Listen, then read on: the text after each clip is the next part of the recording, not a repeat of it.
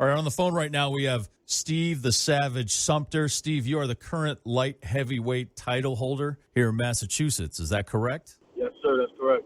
Now, before we continue any further, I got to ask about the Savage. Was that a nickname you gave yourself? Did somebody else give that to you? And does it have any meaning behind it? So that was a nickname that was given to me before I started boxing. You know, I've always been a fighter. You know, growing up, I was born and raised in Brooklyn, New York for 13 years. So pretty much, you know, every day, pretty much had to fight to survive. You know, it was a brutal experience, you know, being a kid growing up in that neighborhood. So, and then when I moved to Pittsfield, I kind of like still had the Brooklyn demeanor. You know what I'm saying? Mm-hmm. So I didn't take any disrespect from anyone. So I would just always fight. I always got in trouble for fighting. And kind of what they started calling me the Savage.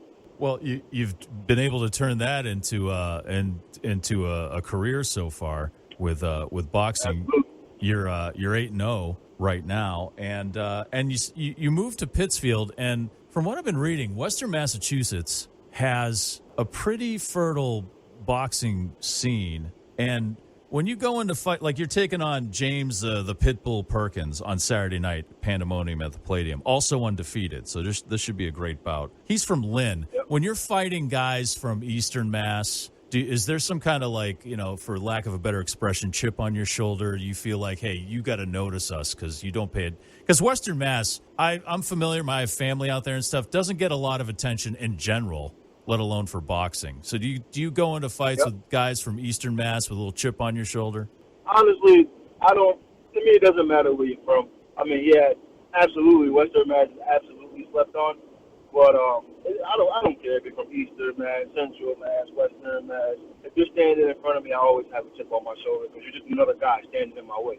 Now, I was reading something you said about James Perkins, the guy you're going to go up against Saturday night at the Palladium. Yep. Now, I'm paraphrasing. It says, like, I've watched him box, and I wasn't too impressed. I don't think he has what it takes. Those may have not been your exact words, but that was, like, the gist of what you were saying. Don't you worry that'll provide him with... That's exactly what I said. Okay. That's exactly what I said. There was no tweaking to the words. That's exactly what I said. So do you think that that's going to provide him with what they call, you know, billboard material? Don't you think, like, when you say stuff like that, it's going to give him a little more inspiration? Probably. And that's exactly what I want. I want him to go in there and bring his best. That way, when I come out victorious, you know, he brought his best, I brought my best, and people can see that I'm not to be slept on. On Saturday, you guys are going for the vacant IBA America's Super Middleweight Championship. Is that all? Now, kind of going along with that last question, is that something that goes through your mind? Like, you're going for this, or do you just focus on the man? I mean, I'm excited, you know, that to win excited to be fighting for a title of this scope, but it's not something that's in the back of my mind going into. It's not something that I'm like, oh my God, I need to win this fight so I can get this title. I'm focused on beating this guy. The title is just a big perk that comes from beating this guy, you know? Mm-hmm. The title is not something that's in my mind. I'm focused on what I need to do to come out victorious. Kind of the same thing with his record, because he's 12-0, you're 8-0, both of you undefeated. That's something you put out of your mind. I would imagine that's something you put to the side also. Sure. I'm not worried about his record. I'm not worried about how much more experience he has than me. I'm not worried about any of that. I'm just worried about the things that I need to do to exploit his weaknesses and come out victorious. Out of the 8 fights the 8 fights with Granite Chin you've been in, which one do you consider to be the toughest so far? Like, who was the toughest opponent you've had so far? My toughest opponent by far was Edit McPanum. Mm-hmm. That was the fight that I had for the state title. And he was tough. He was tough. He was the only one that I was not able to stop. Well, wait. You said he was the only one you weren't able to stop, but this Yep. what? I have out of my 8 fights, I had 7 knockouts. He's the only one that I wasn't able to stop. Oh, I see. So you went the distance with him. Yeah. Wow. 8 knockouts. I mean, 7 knockouts. That's pretty amazing. Yes, sir.